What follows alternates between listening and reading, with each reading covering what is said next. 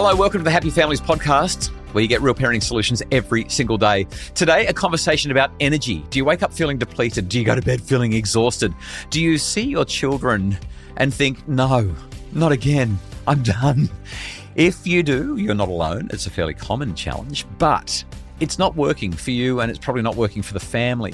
Today, a favourite of mine, an author who has been on the pod 2 or 3 times, maybe more. In fact, I think we've done week-long episode things together. Her name is Amantha Imber. She has a brand new book out called The Energy Game. I love the game. I love the book. And today we're going to talk about how we can get you to a point where you wake up and you actually feel like you can do today. In fact, maybe you're even excited for the day. And at the end of the night, you are not slumped on the couch staring at Netflix and wondering when sleep will overcome you. You've got that spark, that energy that you need to make life awesome. Stay with us. Amantha Imber next. Hello and welcome to the Happy Families podcast, where you get real parenting solutions every single day. This is Australia's most downloaded parenting podcast. My name's Dr Justin Coulson, and today on the pod, author, consulted with people like Disney and Google, for goodness sakes, and the CEO, director of Inventium, Amantha Imber, who has recently written a brand new book called The Energy Game, joins us. Amantha, how's your energy today? My energy is great today, Justin. It's very different from how it was when I thought I need to write a book about energy. You start off your book by talking about how we have an energy crisis. And I resonate with that so much because personally, as much as I'm a bit of a go-getter and a high-energy person, there are some days where I wake up and think, I can't do this. But more to the point, when I'm out and about traveling around the country, giving my talks, parents walk into my sessions, and honestly, many of them, they tell me, I'm so tired. The kids are wearing me down. What's going on with adult energy in 2026 society? I mean, there's so much going on. And I feel like often when, experts in inverted commas write a book about something, it can feel kind of detached. But for me, I was so motivated to write about how can we get our energy back in this energy crisis, because something happened to me in 2024 where I completely and utterly burnt out. And I'm an organisational psychologist. I've spent 2 decades consulting to big companies all over the world on how do you perform at your best? How do you come to work feeling really fantastic and motivated? And I hit burnout. So for me, I became acutely aware of this in the middle of 2024. And I was going for a walk with a friend of mine who happens to be a clinical psychologist, Sabina. And I was telling her about this fantasy that I was having. And when I've shared this fantasy, particularly with other parents, I've had so many people say, I've had this exact same experience. So what I told Sabina is I said, I am having these really strange thoughts where I am wishing to get really, really sick, not terminally sick, but really ill, so ill that I have to go to hospital and I need to spend a week in hospital to recover. And no one can contact me. All my devices have been left at work or at home, and it's just peaceful, and people are going to send me flowers and sympathy cards, and they're going to empathize with what's going on for me. And then a week later, I will emerge feeling fantastic and renewed and nothing's wrong with me. And out I go into the world. And I said to her, am I going mad? And I must say, I feel bad using that word as a psychologist, but colloquially.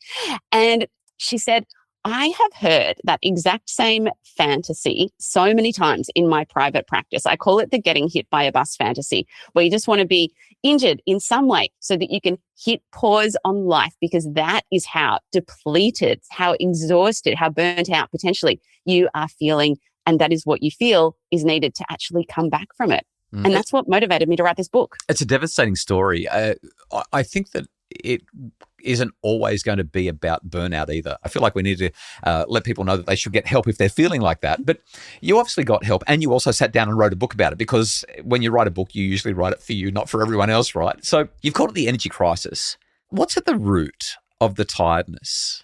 Firstly, I don't know anyone that fully recovered from the pandemic. And that was a time where mental health and energy levels just plummeted. Obviously, everything that's going on with screens and how addicted and compelled we are to be always on these digital devices. And I mean, if you think about your mobile phone, for example, how many hours or even minutes during your awake time are you more than an arm's length away from your phone?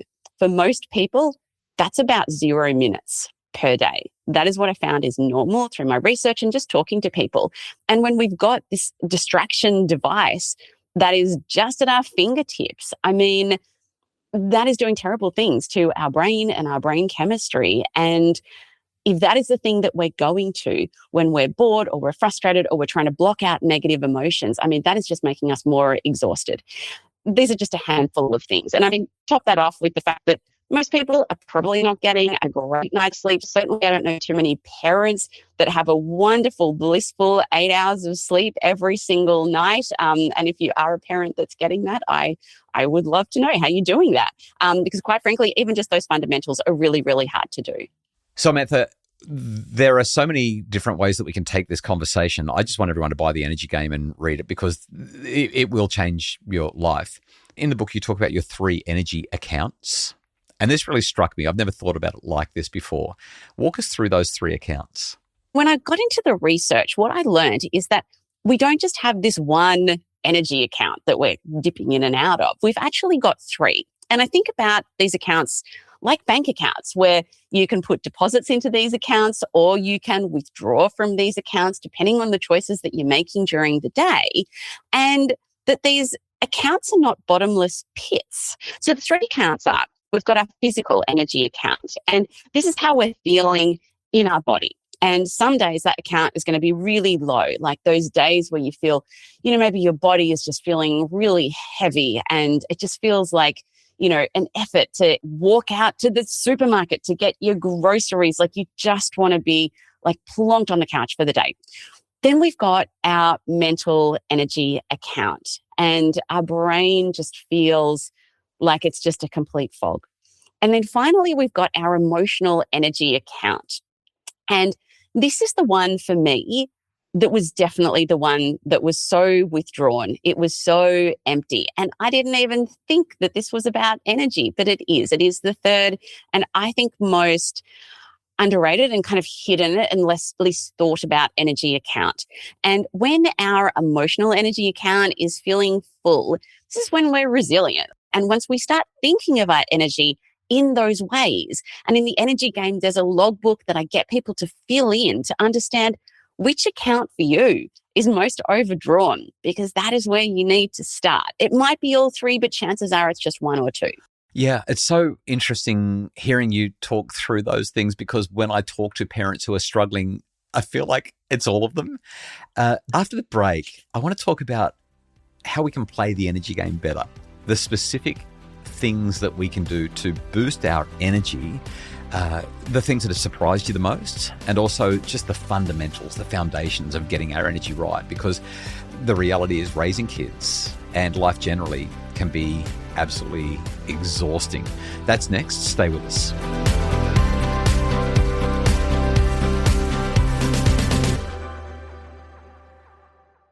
We're back. It's the Happy Families podcast with Amantha Imber, the author of The Energy Game. This book has a list of, I haven't counted them, Amantha, but there must be over 50. I was going to say 40. Yeah, there's over 50 ways that we can boost our energy.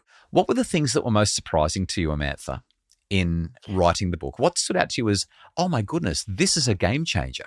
Well, when I was researching the book, what I wanted to find was what I call the minimum viable dose of any of these different interventions that I write about. Because what I felt when I was exhausted is that I was sick of hearing advice that, oh, just sleep better, prioritize your sleep, prioritize your health, exercise more.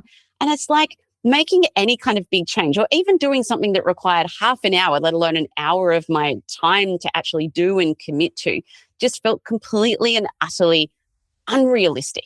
For example, one of my favorite challenges, and I know one that has really resonated with a lot of readers because it's so bizarre and not something that I had heard before I began researching the science of scent, as in smells, yes, is that, getting a hit of peppermint like smelling some peppermint oil or peppermint essence just for 1 minute significantly improves that energy and reduces fatigue. Oh, I love that. I've got the exact same thing. I have also. I'm just holding up my peppermint oil that I have in my diffuser right next to me because I wrote about it in the book, in Boys. I literally wrote, I'm like, you have no idea how much research there is, guys, about how scent can energize or calm, how it can. It does so much. I didn't know the data was there until I started looking into it. I know. I've got my own little peppermint roll-on container that I'm holding up now that I've got on my desk. I love it. And I use whenever I need a boost.